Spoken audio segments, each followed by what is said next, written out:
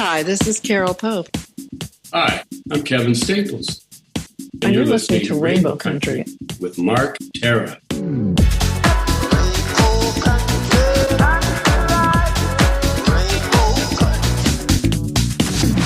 The views and opinions expressed on the following program are those of the persons appearing on the program. Today on Rainbow Country, my dream of fatherhood, an unconventional journey.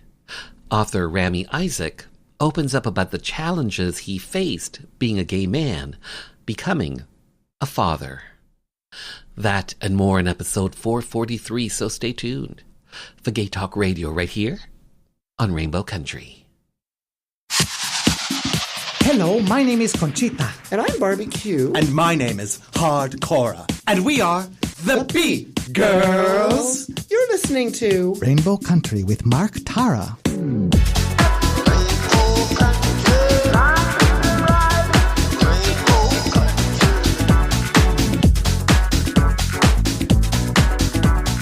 Well, hello, and welcome to a brand new journey through Rainbow Country. As I like to call it, a little gay radio show working to give voice to the LGBT community and beyond. And as always, I am your tour guide through Rainbow Country. I'm producer and host, Mark Tara. By the way, Rainbow Country originates from CIUT-FM in Toronto, and now proudly in syndication across Canada from coast to coast to coast. The Yukon, British Columbia, Saskatchewan, Manitoba, the east coast of Canada in Newfoundland, Ontario, even down to Buffalo, New York, and online. Well, thanks to you tuning in, streaming, downloading, but ultimately listening. Together, we continue to build Rainbow Country into a nationally syndicated gay radio show, as well as being recognized as a #1 Canadian LGBT podcast.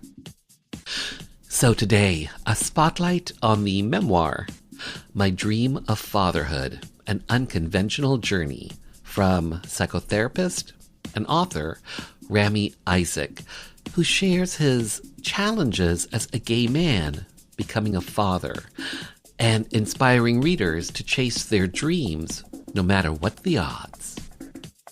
We'll find out about Rami Isaac's challenging journey and so much more. Plus, in Hour 2, music from LGBT artists, independent artists, voices that we've come to know and love in classic disco, classic 80s, classic house, and on this episode I'm featuring some classic rock, some queer calypso, and more. All that lies ahead as we start Journey 443 through Rainbow Country, and our first stop, the Rainbow Country Bookstore. Today, award-winning writer, professor, and playwright Patrick Horrigan reads from his novel, American Scholar, a novel that tells the story of a man driven to discover, but afraid to know the truth about himself and his gay loves, past and present.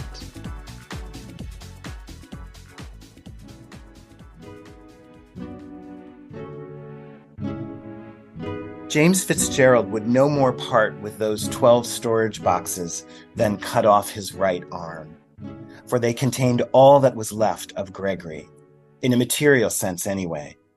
His files on lesbian and gay activism, articles on non-monogamy and queer theory, Marxism and feminism, his college notebooks, journals, essay drafts, old newspapers and magazines, flyers and pamphlets, song lists from his DJ days, everything to do with the gay study group at Columbia, not to mention record albums, cassette tapes, books, letters, items of clothing, his stash of political campaign buttons, a veritable time capsule of his life and the life they shared in New York in the 1980s. Every couple of months, Fran would mention the boxes, how they took up so much space in the spare room, how he wished they could turn it into a proper guest bedroom, or maybe even a nursery. That was the real issue, not the boxes. The boxes weren't in anybody's way. The real issue was children. Fran wanted a child by the time he was 40, and the drumbeat had only gotten more insistent since he turned 38. James didn't want children. My books are my children, he sometimes said. Well, I'm sorry, your books aren't enough for me, Fran would shoot back. They quarreled about it again this morning, and on the very day he was set to give a reading from American Scholar. Surely that was no coincidence. The buzz in the Warburg Lounge grew louder as the time approached. James had sequestered himself in the tiny office at the back of the lounge to look over his notes and some passages from the book. He never liked interacting with people before a talk or a class because it blew his concentration. Fran, meanwhile, was nowhere to be seen. James tried calling one more time. Still no answer. They'd originally planned on going uptown together, but that afternoon Fran texted saying he had to work late and would meet him at the Y instead. Now, minutes before the reading, he sent a message that the 7 train was delayed. So, which was it? Too much work or subway trouble? Why not jump into a taxi or call an Uber? It didn't take a PhD in English to see what was going on. Of course he loved Fran and wanted him to be happy, wanted to do what he could to make him happy if it were possible.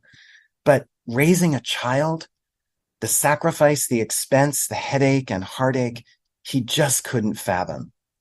The idea of being married wasn't even something he imagined for himself until a few years ago, much less being a parent.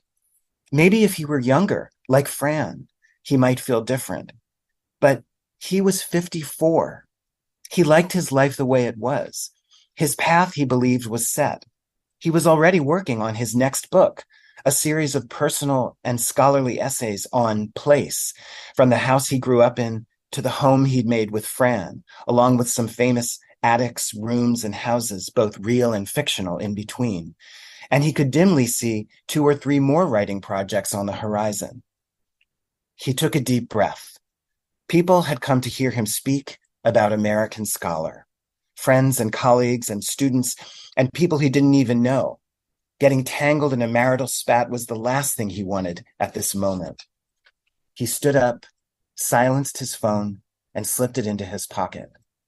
Now, with book, notepad, and lucky silver cross pen in hand, he entered the lounge. Anyway, who knows, he thought. Maybe Fran will make it in time for the reception. Jimmy Fitzgerald entered the shift room of Earl Hall and took a quick look around. He felt nervous. 15 or 20 guys stood talking in small groups and pairs. Others sat in folding chairs arranged in a wide circle. Though many of the seats were already taken, he spotted 3 in a row still unoccupied. He crossed the room, trying to act like he knew what he was doing, like he belonged here, and chose the middle of the 3 so as not to have to sit next to anyone, at least not yet. Avoiding all eye contact, he methodically removed his coat and scarf and hung them over the back of the chair. He withdrew the book along with a notepad from his backpack and placed them on his lap. He dug through an inside pocket until he found his lucky silver cross pen, his favorite, a graduation present from his grandmother. Now, he wanted another moment to get comfortable, just take in his surroundings. The room was handsome. High ceiling, chandelier, deep-set arched windows with long drapes, dark wooden wainscoting, marble fireplace, an enormous Persian carpet. He took a deep breath. The buzz in the room grew louder as the hour approached. He wasn't ready to interact. At the same time, he wished he were any one of these guys now boisterously laughing and talking with friends. But of course, that's why he'd come in the first place. After living in New York for 2 years with hardly any social life to speak of, and since the breakup with Andy, virtually no romantic life, what he needed was friends, like-minded, openly gay friends. The gay study group at Columbia promised to be the answer to his prayers. The chatter in the room died down as Gregory called the group to order. Welcome to the gay study group at Columbia. My name is Gregory Lenda. Most of you know me. By day, I'm the bookkeeper for Democratic Socialists of America, and by night, I'm the organizer of this group. I started it 3 years ago with Bill, and he gestured with his elbow to a cute, muscular guy with enormous eyes and long sideburns sitting directly to his right. Hi, Bill said, waving his hand, when we were seniors here at Columbia. At the time, we felt there was very little sense of community among gay men on campus. The big gay dance on the first Friday of every month was about the only formal event that brought people together.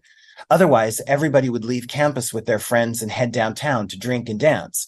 And don't get me wrong, he and Bill turned momentarily to look at each other. We loved to drink and dance, but we thought there needed to be another way for gay men to get to know one another and also to learn about the community's history and politics, because I personally think the AIDS crisis has made it more urgent than ever to know who we are and where we're going. There's a lot of people out there right now trying to use this epidemic against us and turn back the clock on gay liberation.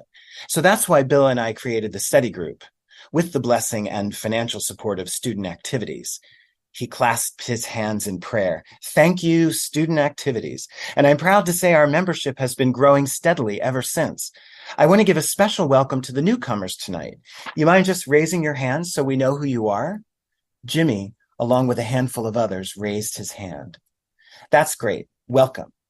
So tonight, Bill's going to give a brief introduction to the book, and I'll facilitate the discussion. And then we have a surprise plan for you, so make sure you stick around. Then, as if Gregory were a news anchor, and take it away, Bill. First, I want to thank Gregory, Bill said, gently placing a hand on Gregory's knee, for making all of this possible. It's really good to be here. You all didn't see too much of me last year because I was studying to become a Quaker. This elicited a few ohs and wows from the group. He laughed and withdrew his hand from Gregory's knee. It's because of my boyfriend. He's a Quaker. Which reminds me, at some point, I'd like us to tackle religious ideas about homosexuality, maybe next semester. I think it would be great if we could, take some ownership of that discourse, which is so often used against us. Just putting that out there.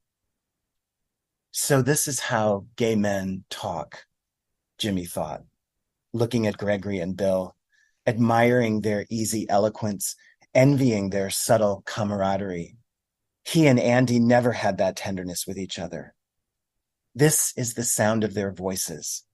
This is how they comport themselves when sex is not top of mind.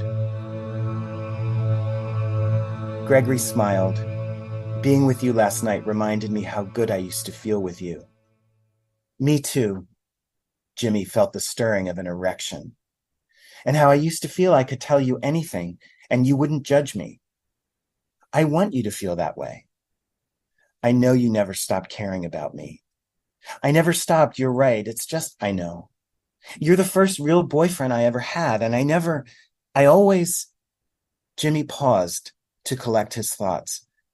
I have so much to learn about being in a relationship, but you are very important to me. You have no idea. I'm glad, Gregory said, sipping his beer. So, I feel I can tell you, I recently got tested again for HIV. Jimmy tensed up. And I'm happy to report the test came out negative. Oh, shit, are you trying to scare me? Imagine how I felt having to wait for the results. Was there any doubt?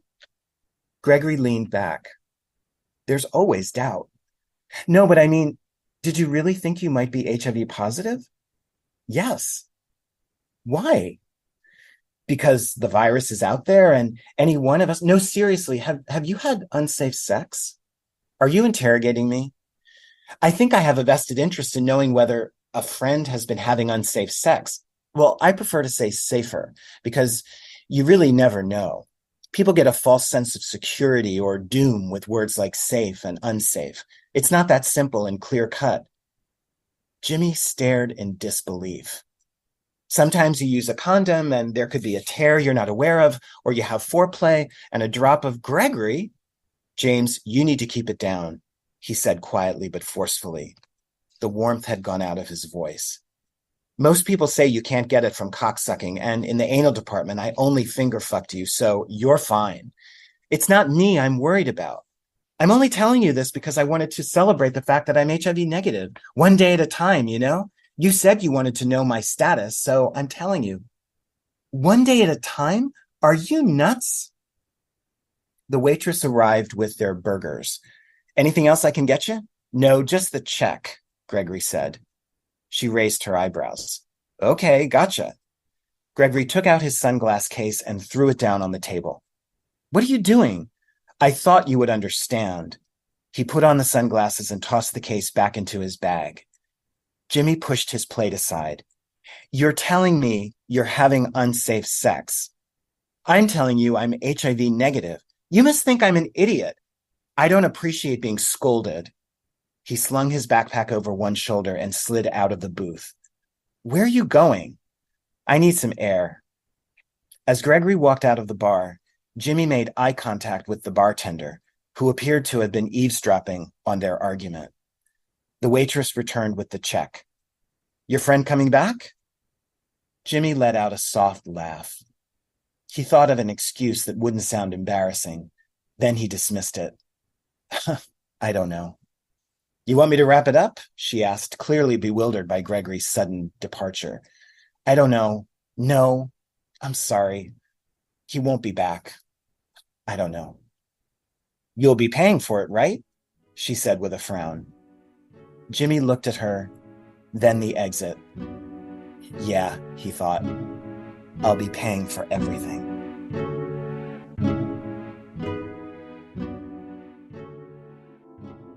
If we think of the 1970s as the period where the gay community was trying to get noticed, the 1980s was the time when we actually got noticed and started getting seriously slammed.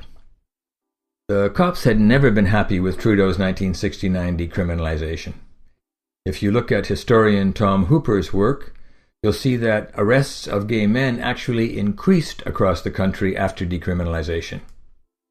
Remember, this was way before apps. If you wanted to hook up, baths or bars were the best places to go, so those were the places that police targeted.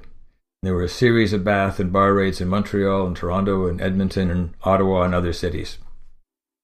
The Toronto bath raids of February 5th, 1981 are the most famous.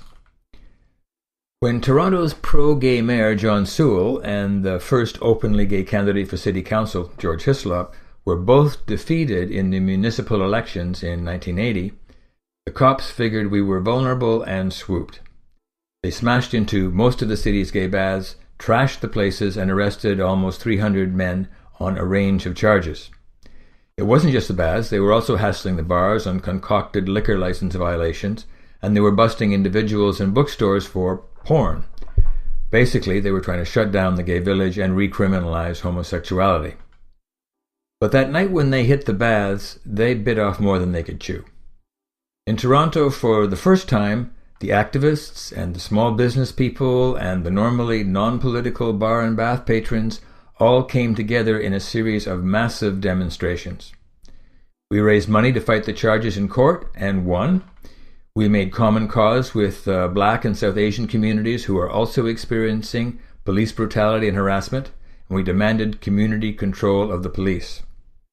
We called for changes to the criminal code to get rid of antiquated laws that still criminalized sex. That new community unity also laid the foundation for dealing with the next crisis that was about to affect us all, the AIDS epidemic. This is Tim McCaskill, a gay liberation dinosaur from another planet and author of Queer Progress. Up next, my dream of fatherhood.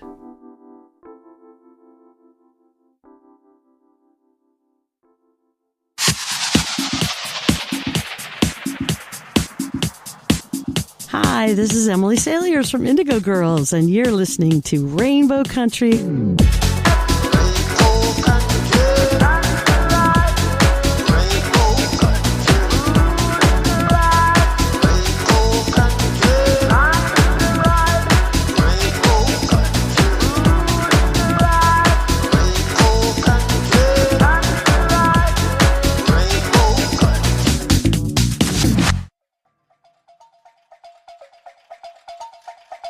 I decided in the end to write them a letter and leave it for them to find after I was gone. The professional diagnosis for someone who acts this way is chicken shit. But it was either that or nothing at all. Once both of my parents were asleep Saturday night, I snuck down to the kitchen, paper, pen, and envelope in hand, and took my assigned seat at the kitchen table. Subconsciously, I had been thinking of what I would say and how I would say it countless times. But now to do it, that was tricky. How far back should I go? How much detail should I offer? What tone to take? An apologetic one? A strong and affirmative one? Should I acknowledge their probable feelings about this, or should I wait for them to share those with me? Inform them that others already knew, or leave that for follow-up communication? Again, procrastination. And it was getting later than late, now early Sunday morning, and I wanted to make sure that the letter was complete before anyone woke up. The letter needed to be coherent. I did not want to cross out any words or sentences as I changed my mind for fear it would devalue the significance and substance of what I was saying. This needed to look mature and thoughtful as opposed to random thoughts in the night that I was flinging onto the page. I decided to make the letter somewhat chronological, sharing with my parents that for years, since I was in middle school, I had felt different. As time progressed, I learned more about what I was trying desperately to reject and deny, and that, all of the years in Toronto, I had not acted on any of those instincts. But once I was more self-sufficient and living in Los Angeles, I no longer wanted to deny myself the happiness and entirety of what my life could offer. I still wanted to be in a happy and monogamous relationship. I absolutely wanted to have children and a family, and I hoped that in time they would be part of all the components of my life, only with a son-in-law rather than a daughter-in-law. I was still me, the same good, dedicated person, loving and compassionate person I had always been. I was still flawed, of course, but not because I was gay, but because I enjoyed too many sweets and got to bed too late and often gave too much of myself to my friends at the cost of my own needs. But being gay was not a flaw. Rami Isaac, hello. Hi, how are you? Hi, I am well. I'm excited to be here. Well, I'm excited to have you here. I have to say thank you for being here, to have your voice, your story be heard by the LGBT community and beyond. So thank you for this, especially to talk about your memoir, My Dream of Fatherhood, An Unconventional Journey. That's the full title. That is the full title. My Dream of Fatherhood. You and I are both part of the LGBT community. You are a gay man. I am gay as well. The overall story that you're getting at within the pages of your memoir, let's start there. What's the message that you're getting at in sharing your story so far in your memoir? The message that I would love for people to take away is believe in yourself, trust yourself, don't give up. There's so many times that I heard, no, that's not okay, that's not appropriate, that's not how it's done. And for decades, I would take that in and somehow judge myself and blame myself for being odd or different.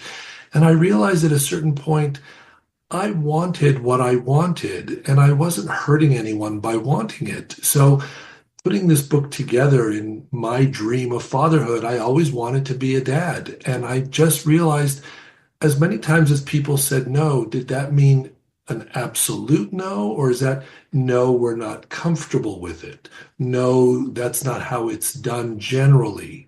But I got no and no and no so many times, and I still didn't take it as an absolute. And then I made happen what I wanted to have happen. So not giving up, that's really the message. Growing up as a gay person and becoming a gay man, growing up, did you think that you would be able to have a family, to have kids, to be a father? Did you think that when you were young, growing up? It's a great question. Growing up, and I grew up in Toronto. I now live in Los Angeles, but I grew up in Toronto in an immigrant family. We were in an immigrant community. I didn't realize I was gay in my early years. It wasn't until my teens.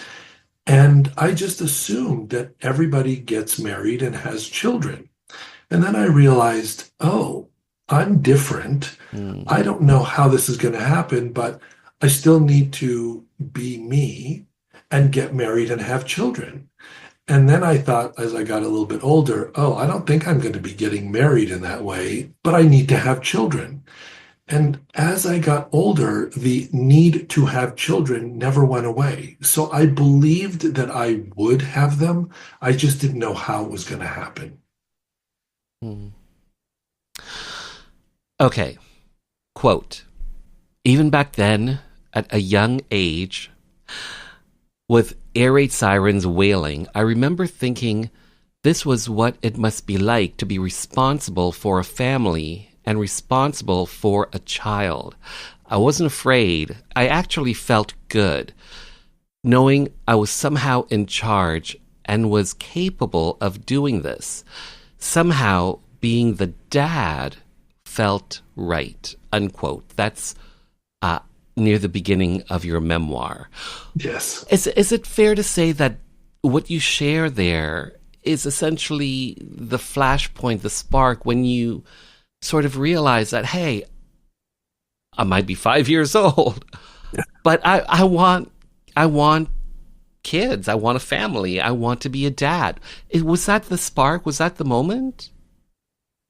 Not consciously, but I believe, and the reason I added that in the book, I put that in, is because that is a memory that I really still have all these years later.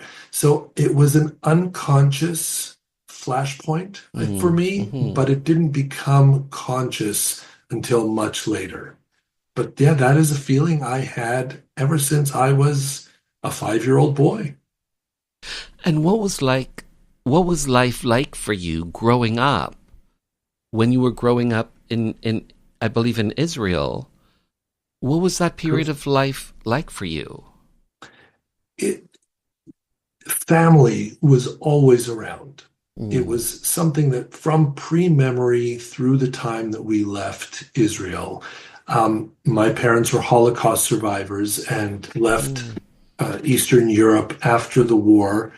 Fortunately, they and their families survived, but many immigrated to Israel, and we had cousins and aunts and uncles who lived literally across the street and just some down the block and a short drive away. So growing up, I was always around cousins and aunts and uncles, and family was a major part of every week. My dad had to go into the army when war broke out, or in Israel at the time and still today, people go into the reserves. And so for weeks at a time, he would be gone. And I remember being at home with my mother and my baby brother, and I became the other parent in many ways. I became the partner to my mom in some ways, that she relied on me and I stepped up and did what I needed to do and what she needed me to do.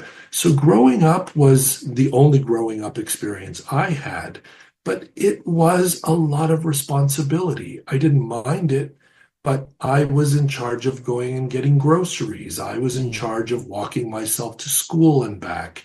I was in charge of helping with my brother while my mother was a single mother during the times that my father was in the army.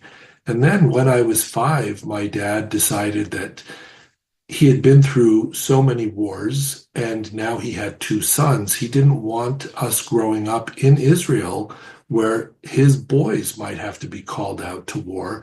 So he left for Canada, for Toronto, to make a better life. And he was gone for almost a year. So at that time, I really did become the other parental figure for my brother, even though I was a kid myself. Wow. Looking back now, how do you look back on that time? Do you think that, do you look back, do you feel any sense of you were robbed from a childhood or anything like that? Or you, like you said, you stepped up? I don't feel I was robbed. People have asked me that question, and that's never been a feeling that I had. I don't feel resentment. I don't feel disappointment. There is a sadness in kids not getting to be kids when they are age appropriate kids. I think that's what prompted me in my professional life. I went to law school and did the law thing for many years, and I didn't feel satisfied. And going into psychology after that and working with human development and child development and being a child advocate right now, clinically, I get to be a kid with kids and to help them maintain a certain sense of their innocence and their idealized life view. And I guess I'm living a form of a childhood now as an adult that I didn't get to do as a kid, but I don't feel regret. I feel almost buoyed by the fact that, wow, I got a lot of information that a lot of kids don't get. So I'm trying to use it now in the most reparative way for myself, but also in a helpful way for society. You grew up, you came of age during a time when, being gay and being a parent, they weren't necessarily, copacetic. Growing up in the 70s and the 80s and the 90s and the 2000s, even to today. Some people still think today that gay people shouldn't be raising kids. When you started that journey for yourself, did you run into any sort of resistance, any sort of homophobia when you started your journey to becoming a parent, to becoming a dad? In a word, absolutely. I know that when I moved from Toronto to Los Angeles and I was able to really kind of live a more free out life, I started to embrace being a gay man. And it took me a while to get comfortable with it, as I think it does for many people of my generation. I think today's kids have it easier, not easy, but easier, because being gay in middle school and high school is more accepted, generally speaking. But I know that when I started to talk about being a gay man wanting children, I would get negative looks. I would get from some people in the gay community, there was not only resistance, there was antagonism, that I'm buying into heteronormality and that I'm buying into the old system and I'm betraying my community. And I tried to explain that this is not a choice of one or the other. I want to be both. I want to be a gay man and a parent. And some of the gay community told me, well, you can't do both. So I found that with the straight community, I found resistance in people saying to me, well, I don't know that that's really going to be appropriate. And all I wanted to do was be a dad and change diapers and do carpool. But I know that looking into surrogacy, gay single men at the time were not really being accepted for those modalities of having children. Looking into adoption, single people always had a harder time than partnered or married people, and gay people were almost not ever looked at as appropriate candidates. And so it was tough. I was looking in every corner and in every way possible, but I got a lot of resistance and a lot of the word no. You write about being a gay man and the difficulty of finding a woman that would be willing to have a child with you. What was that journey like for you? Going back to this concept of family, I never really thought of myself as not having a family, whether it's a family of birth or a family of choice. And my gay community friends were my family of choice, especially since I was living far away from my family of origin.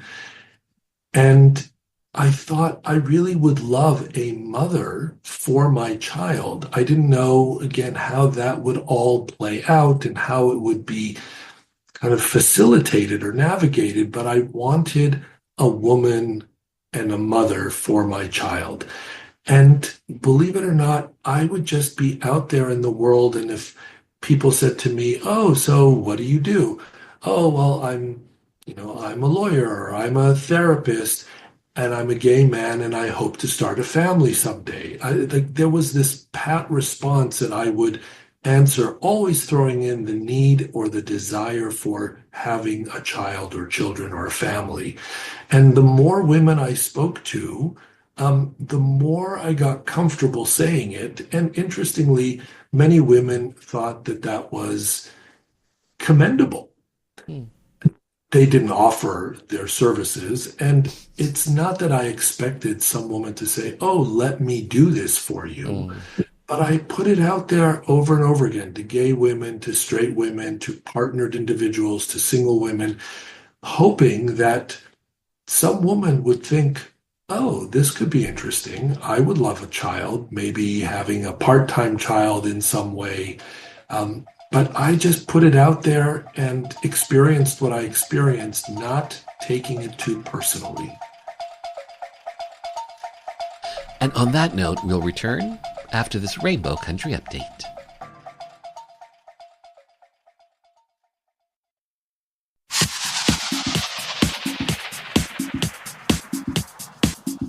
Hi, I'm Eric Radford, Olympic and world champion figure skater, pianist, and composer, and you're listening to Rainbow Country with Mark Terra.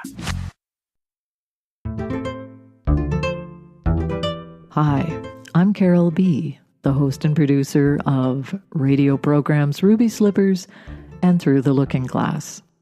In many parts of the world, one will be excluded or even persecuted just for being gay. And so it's so very important to have a program like Rainbow Country, whose mandate is to provide a platform for the LGBT community to have a voice, share ideas, and promote inclusiveness. Through thought-provoking interviews, review of cultural events, and music, your host and producer, Mark Terra, showcases the very best the LGBT community has to offer.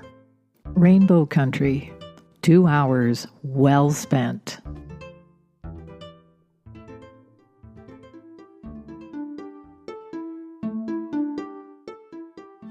If you, or maybe someone you know, would like to be a guest on Rainbow Country to get the word out about an upcoming project, maybe you have an interesting story or journey to share, well, simply head over to marktara.ca, where everything is connected, and send me an email. It's just that simple. And you too can have your voice and your story be heard coast to coast to coast.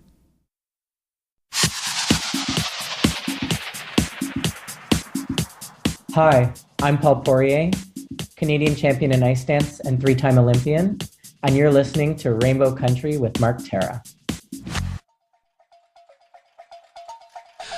So, Rami Isaac, you were born in Israel. Yes. When you were younger, your family immigrated to Toronto.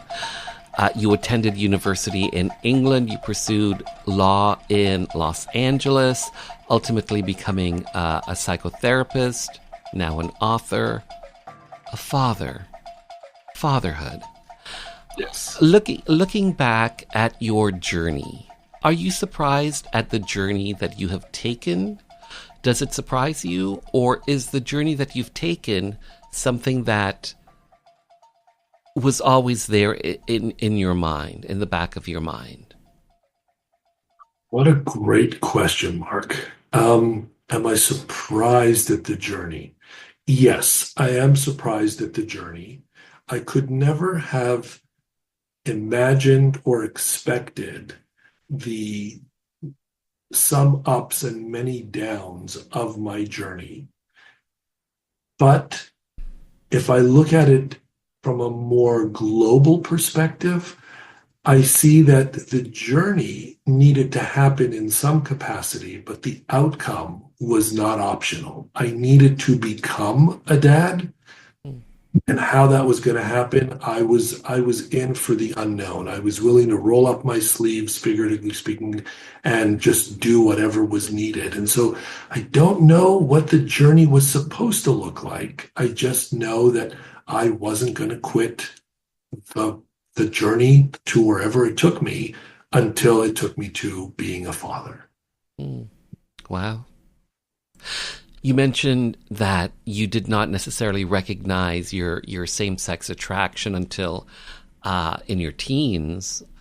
So for yourself, when did that start kicking in for you, that you recognized your same-sex attraction? Talk to me about when that started crystallizing for you. I write a chapter in the book that I was a counselor at a summer camp while living in Toronto. Again, being part of an immigrant family, we did not want for anything, but we didn't have a lot of disposable income. My parents were both working hard, so I never went to summer camp like my friends did.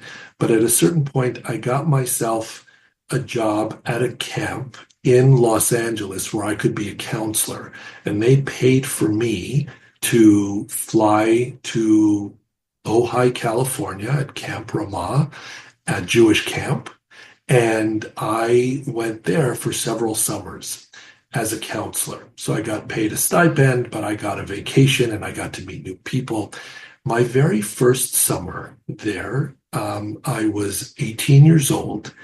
And as I said, I write about this in the book, I knew that people were nice and the boys were cute and the girls were cute. But I went on a walk with a fellow male counselor one evening who started talking to me about, do I have any crushes on anybody at the camp? And I said, no, everybody's really nice. And I said, what about you? Do you have any crushes on any of the girls here? And he said to me, well, I don't really think about girls or boys. I just think about having a crush on someone and how they are in the world and their spirit and their energy. And that was the moment that I started to think, wait, is it okay to have a crush for a boy, to have a crush on someone who's not a girl? In other words, is he telling me that it's okay for a boy to have a crush on another boy? And as I write about this in the book, that night, nothing happened between us other than just a wonderful conversation. And I got into my bed that night, and that was the realization of questioning, am I gay? But that was really the start. I was 18 years old, and someone talking to me about a more expansive way of thinking about something that I never either gave myself the permission to think about, or I never came across anyone who exposed that part of themselves in that way. But it was a fascinating and, again, a very memorable point in my life that was when I started to question, am I gay? Which led to me exploring homosexuality in general and attraction to other boys and men.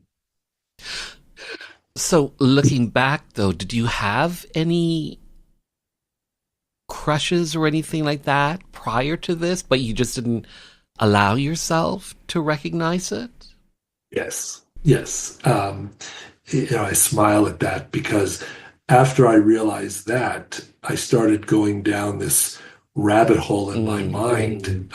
And still to this day, I think back on boys that I was at school with, or boys that I used to swim with, or times that, in my jogging or tennis days, that there were boys that I really liked that I now realize, oh, I had a crush on him. Oh, he had those twinkly blue eyes. Or, oh, he had that bouncy curly hair that I really admired. And I think back and I realize, oh, that's what that was. But I couldn't name it at the time, and I had no conscious understanding of it. Your desire to be a dad, to be a father, and also being gay, were those two things ever a conflict for you internally? Internally, no. To me, I can honestly say that I never thought that being gay would impede upon in any way being a dad. Because I knew that as a gay man, I would be an educated person because I liked studying. I knew I would be a professional person because I knew I wanted to work and make a living. I knew I wanted a home of some kind, whether an apartment or a house, but I wanted guests and I wanted family. And I never thought of myself as a party person. It wasn't like I need to go out and go to raves or things all night long, or I was not a promiscuous person ever in my life that I would just bring strangers home or just stay out all night long at someone else's house. So it never seemed to me that there would be a conflict. I enjoyed cooking. I would make my own meals. I would cook for me and the child. I would have a car. I would drive the child to school. I would arrange my schedule with work so that I could pick up or drop off or have neighbors who would help me, or a nanny if I needed to hire someone for part-time activities. But it never seemed to conflict. Being gay and being a dad to me were normal, just as being male and being a father were. That's all it was for me. So how is fatherhood? Fatherhood is wonderful. It's not without its challenges. I write in the book, the book ends really with my daughter being a small child, but she is now a happy, healthy, college graduated 25-year-old. So she is well on her way in the world. But fatherhood was its own journey in that first I was a dad to an infant, and then I was a dad to a toddler, and then I was a dad to a school-aged girl, and then I was a dad to an adolescent girl. And each of those journeys can be identified as completely different ones themselves. And I can honestly say that I would not have traded or would trade one moment of the journey or the act of being an active father. I wouldn't trade it for anything. It's been wonderful because it is the fulfillment of my dream. And going back to when you were 5 years old, looking after your younger brother and feeling like, oh, this is what it must be like to be a dad, and I'm good at this. That was 5-year-old you. Looking back from where you are now and that journey that you've been on, the journey of fatherhood for you, has the fantasy and the reality lived up to maybe the fantasy that you may have had when you were a young kid? Or talk to me about that, the idea of fatherhood compared to the reality of it. What a deep and multifaceted question. Thank you for making me think this way. I love that. If I stop and think back, that 5-year-old Rami, who was the de facto dad in my own mind anyway, and what being a dad was later like, I got great practice in my early life. And being the father in real life, in adulthood, surpassed the dream that I had back then. I liked it as a boy. I felt good about how I did it, but I didn't know, nor was it appropriate for me to know, all of the tiny little micro moments of joy that being an actual dad would provide. Going into my daughter's room when she was an infant and seeing her sleeping and her little chest just going up and down, standing there and literally streaming tears of joy. I never experienced that as the little boy, because as the little boy, Rami, I was very practically driven. I needed to get my brother out of his crib. I needed to get his bath ready. I needed to set out his clothes. It was about the functional, performative aspects of being a father. But the fatherhood of the adult Rami had so many emotions that came along with the diaper changes and the bath time and laying the clothes out. It was the twinkle in the eye. It was the smile. It was the boo-boo that she had when she fell down and me sitting with her in my lap and being able to soothe her and taking her from crying to smiling. The emotions that came with it over the years, there's no way for me to have known as a boy what fatherhood would be like as a man. The title, My Dream of Fatherhood. Is there a story behind this particular title?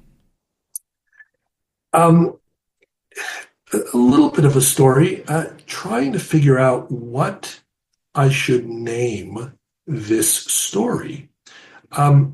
Should it be something a little bit more metaphorical? Should it be something more definitive? And in the end, I kind of tried to reduce down, what is it that I'm telling here? What was the impetus of this story? And the story was about my dream come true. And so it became almost like the lowest common denominator and the most sensible and logical title. It was my dream of becoming a father. And that was it. So it went through various iterations until this one. And I remember looking at this on paper and thinking, wow, that's so simple and it makes so much sense. I'm just going to go with it. So that's how it came about. Well, I have to say, Rami Isaac, well said, well done, well written. Thanks for your time. Thanks for being on the show. Thank you so much. This has been a real pleasure. At one point, Mason wandered off somewhere, and I went for a Diet Coke refill. In front of the drinks table stood a woman. I didn't know her. I introduced myself. She was of average height, maybe 5 feet 4 or 5, approximately my age, 30 or so, with brown curly hair that just hit her shoulders, green eyes, and a pretty smile. She and Amy knew each other from a show that they had both worked on, and I asked her how she liked being in her industry. The more she disclosed, the more I realized she was well educated, was interesting, had a wicked sense of humor, and had traveled quite a bit, mostly for her work. She was currently single, although I didn't know or ask if she had been partnered with a man or a woman, because it didn't matter. It was evident to me that she was financially comfortable, given how she described her lifestyle, and that she was close with her family. We shared academic stories, including my journey out of the law and into psychology. I was in the midst of completing my necessary hours prior to sitting for the licensing exams, then hoping to go into private practice. Mason found his way back to me, at which time I introduced him to my new friend. I put my right arm through Mason's left one, showing her that we were a happy couple, and stated unequivocally, I hope to get my license, set up an office, and start a family. I was trying to find somewhere between subtle and direct. She looked at me curiously, asking what I meant, which allowed me to go into my spiel. As I was winding my way through my story, she interrupted me by saying that she had had a child for a couple in the past, which was one of the most gratifying experiences she had ever had. My ears perked up, and I felt a surge of adrenaline go through me. I believe that gay people deserve the same rights as straight people when it comes to having children. She was emphatic and passionate about this. This is so refreshing to hear, since our society seems to be way behind the curve on this one, in my opinion, I responded. I know it's not the norm, but if I can help those who can't do this for themselves, then that's what I want to do. That was my spotlight on psychotherapist and author Rami Isaac, whose memoir, My Dream of Fatherhood, An Unconventional Journey, is available wherever you get your favorite books. By the way, for even more on this author, simply visit RamiIsaac.com. And Isaac is spelled AIZIC. RamiIsaac.com. Magnus Hirschfeld made the modern homosexual. He co-founded the world's first gay rights group, the Scientific Humanitarian Committee, in Berlin in 1897. But what is far more important is that he and his colleagues came up with an enormously influential concept of what same-sex desire was, what it meant, and how it fit into the wider world. If you think homosexuality is an inborn quality that cannot be changed and has a biological root, but is not an illness, and if you think gay people are a sexual minority who are born that way and who deserve legal protections just as racial minorities do, you owe those ideas to Hirschfeld and a handful of others. He was among the first to articulate that conceptual model of what it means to be gay in print in 1896. We just heard professor, author, and historian of queer and trans politics, Lori Marhofer, reading from Racism and the Making of Gay Rights, a sexologist, his student, and the Empire of Queer Love, their powerful new gay history book, about the man who made the modern homosexual, a German physician and sexologist who died at the age of 67 in 1935. Magnus Hirschfeld.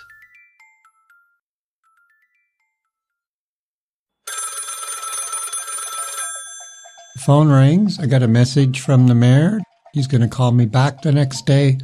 I get the call, and he said, if you'd accept, we'd like to honor you with the key to the city. There was an event later that year in May. Just a key, right? Like, key to what? A decent job, a good singing career. It's really a metaphor, but it's history. So a reporter wants to talk to me and says, so it's a key, right? Like, what's the big deal? I said, well, not everybody gets the key. So I looked it up, and I guess it is kind of a big deal. The date, May 17th, 2018, when trans activist Susan Gapka made history by becoming the first trans woman to be presented with the key to the city of Toronto. By the way, past recipients include Rush and the Raptors.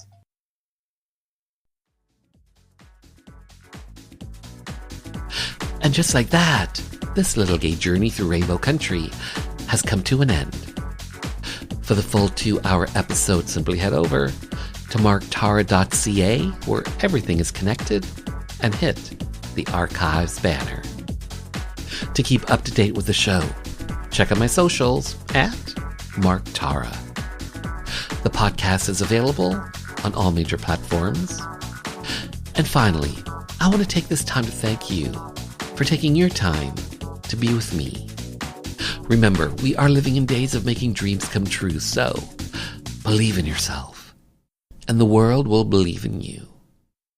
Hi, I'm Joey Lamar, best-selling author of Mambo Lips and Salsa Hips, and you're listening to Rainbow Country with Mark Tara.